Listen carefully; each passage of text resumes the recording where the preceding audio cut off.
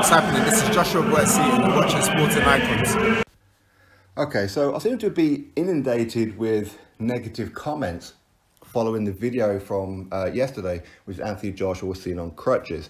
Now, what I didn't know about at the time, which of course I know about now, is that he twisted his left knee while out running. He's going to be incapacitated for 4 to 6 weeks, but it shouldn't affect the Kubrat Pulev fight. So that's a bit of a bonus, all right? Now, some of the comments that I was getting is based on the speech that he gave. Again, I didn't know about the speech. I didn't know anything about it, which I'll explain in a minute.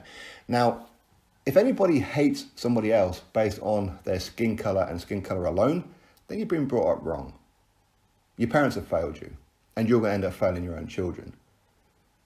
I mean, we're in 2020. Why on earth is this still even a thing? Is beyond me. Now, I don't have the answers. I don't get involved in communities or politics. I stay away from all kinds of politics. I don't watch news at all. News is not on in my house. I don't watch it on my phone. I don't look at the headlines. I don't do anything like that because I don't like being lied to. I don't like twisted narratives and all that kind of thing. The only kind of news I ever hear about is when my wife tells me, because she's on Facebook. I'm not on Facebook, but she is. And she'll go through the news feeds and point certain things out to me if and when I'm listening, okay? So I stay away from all that kind of thing. Even on my own phone, I've got Google, of course, and I type in boxing news. That's as far as my Google search engine goes. So I was totally unaware of this whole Black Lives Matter thing. So again, when I said that I didn't know what it was that Anthony Joshua was doing, I genuinely didn't know. I didn't know Black Lives Matter was happening here in the UK. I thought that was only going on in America. But it's here, okay? It is what it is. So when it comes down to Anthony Joshua's speech, now the first thing I've got to say is you need to watch the entirety of it. It goes on for about 10, 12 minutes or something like that. So you can get the overall of what it is that he's saying, because there's a lot of clips. I've been noticing that people have been copying me in on certain clips that Anthony Joshua said, and they've been having negative comments about it. You need to watch the whole thing. That's the first thing I've got to say, because right at the very, very beginning, he says, this is not something that I have wrote. This is something that somebody else has wrote. I think it's somebody called Reese who couldn't attend. So he's reading out Reese's speech on behalf of him. And on a couple of points, he did pause in the speech and went, you know what, I agree with that bit. And we'll get to those bits in a second. After that speech, he gave his own speech, which is about the community. He spoke to some guy on the council for Watford, and he was asking them, we need some kind of planning permission, some kind of place where we can build and create a community for people to come together and have all these kind of meetings, all that kind of thing going forward, and he will fund it himself. So he's not asking for money, he's saying, I will pay, which is a good thing, right? Now, a couple of points that I've heard people talking about is that they're unhappy with Anthony Joshua's speech, but again, that was in the speech that he was saying on behalf of somebody else. But yes, the words did come out of his mouth. He could have went, I don't agree with that. He could have done that, but it is what it is. Now, the 2 points that he said that I agree with in that speech, that's what he said, was the gang culture. He said gang culture, gang mentality is wrong. Okay, so he said that himself. And of course, he was talking about the community for people hurt them or hit them where it hurts, their pocket. In other words, maybe don't go to their stores. Go to your own cultural stores. Now, he wasn't saying to black people, just go to black-owned businesses. He wasn't saying that. He wasn't saying that. He was saying it to everybody. If you're Asian, go to an Asian store. If you're of Arabic descent, go to the Arabic stores. If you're white, keep on going to Tesco's, right? That's pretty much what he's saying. And he's not saying something that doesn't happen anyway. This happens anyway. Anthony Joshua, his heritage, of course, he's British. He was born here in Britain, raised here in Britain, but he did spend a couple of years over in Nigeria. His parents are Nigerian, right? That's his ancestry. So he will shop, and his parents would have shopped here in the UK at Nigerian stores because you get the food that you kind of grew up with. You get the clothes that you're used to wearing in your country. It's about kind of like sticking to what you know. Like Arabs, for example. My wife is Arabic. Okay, she's from North Africa and Morocco, and there's a Arabic store here in Newcastle. She'll go to that store to get things that she knows for her meals, for example. Don't get me wrong, she likes English meals and that too, British meals, but she's got some friends here in Newcastle as well, and she will hang around some of those friends because they can speak. They're on the same kind of level. At times, me and my wife, we do clash over certain things. So what Joshua was saying there is nothing that people don't do anyway, to be fair. They don't. So he hasn't said something wrong. But again, that wasn't his words. That was from the script that he was reading. Now, what's going on around the world? It's very, very simple. Now, this cop, there's quite a few police officers over there in America who are killing unjustifiably black people for what appears to be no reason.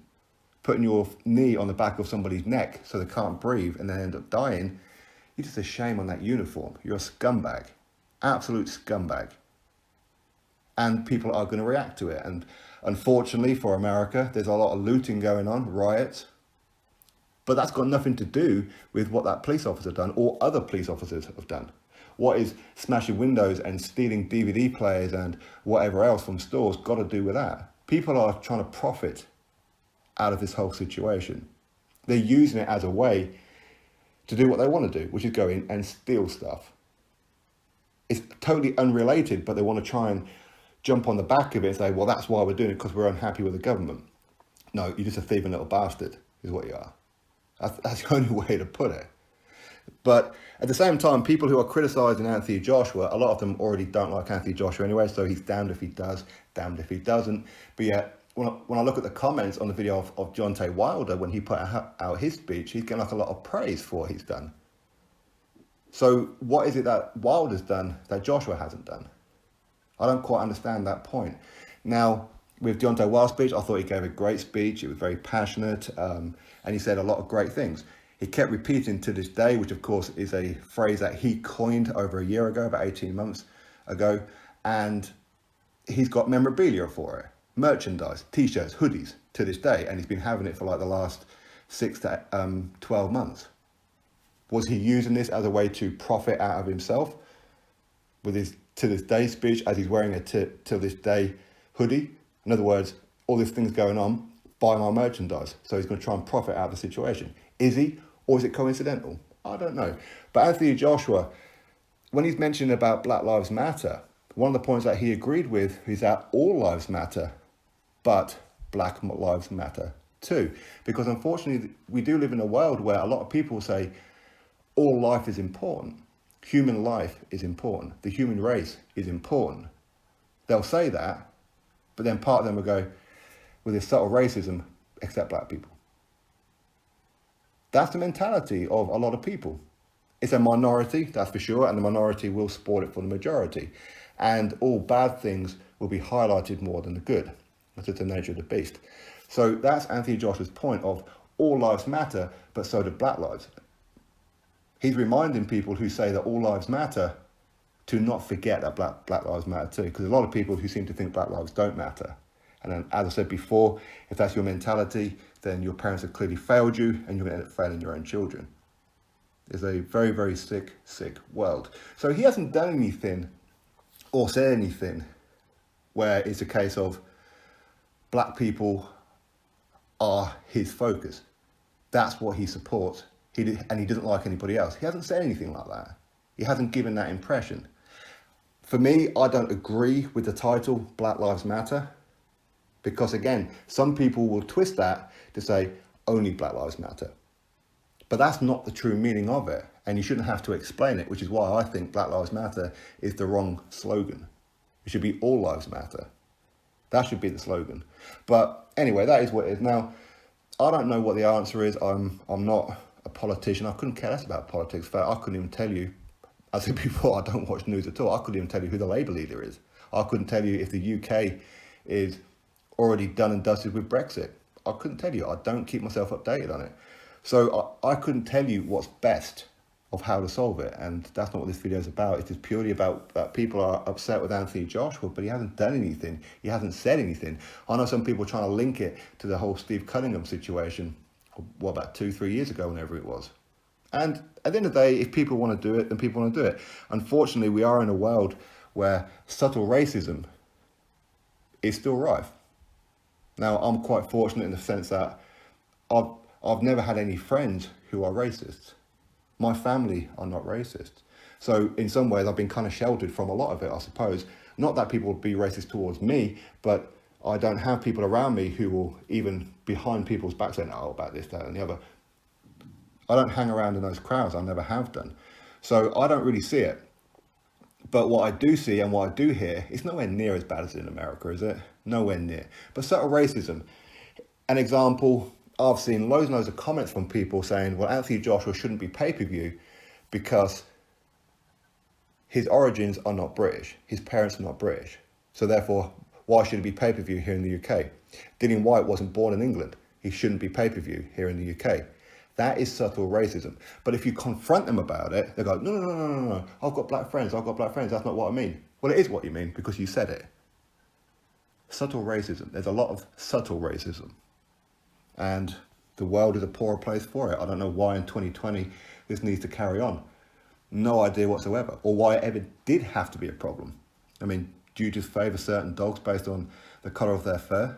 Or certain cats based on the colour of their fur? Of course you don't. Of course you don't. But subtle racism is more the problem than blatant racism. At least with blatant racism, I suppose people at least know where you stand. Subtle racism.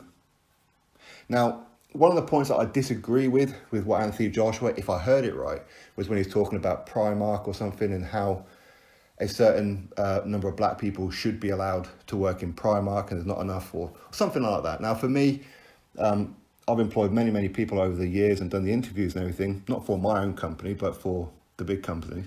But it should always be based on merit, not based on skin colour. For me, as and when I put them through to like the final stages to go interview with like the big bosses, for example, it would be based on merit. Your qualifications, are you good for the job? Had nothing to do with skin colour. And there's a lot of people who have this victim mentality. Oh, well, I didn't get the job because of my skin colour. But, you know, I've been in a situation where I've had people come in for the interview and quite blatantly tell me, I don't really want this job. I'm only being sent here because the job centre, they want me off a job seekers allowance, so I've got to come here for the interview. I don't really want the interview. And you know what? All of them are white. So there's a victim mentality. Some people are lazy. Some people will look on it as, well, I can't get a job here in the UK because there's too many foreigners coming over taking all our jobs. I've heard that one quite a few times. And my answer is very, very simple. If a foreigner who can't speak this language can come to this country and get a job, then you have no excuse whatsoever. Why? Because these people are quite willing to work in McDonald's. They're quite willing to sweep floors and clean toilets, and you're not. You're just a lazy little bastard. Too many people want to stay at home smoking dope and playing Xbox. So it's not just the skin colour, there's a whole demographic of it as well. Religion is a problem for a lot of people. People will hate certain people. Like, for example, the whole Twin Tower thing that went off. There's a lot of people who blame Muslims for it. Well, it's not Muslims who do it, it's a small minority, but the minority will support it for the majority. Subtle racism. That's all it is, subtle racism. But what Anthony Joshua said, he didn't say anything that's not true, really, in some ways. But again, he doesn't have all the answers. He's not a politician. He's a boxer.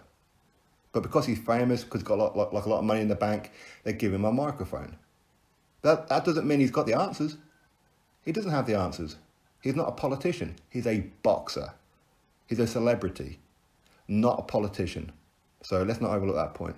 Anyway, that's my thoughts. You drop me yours, click a thumbs up, subscribe, catch you all in the next video.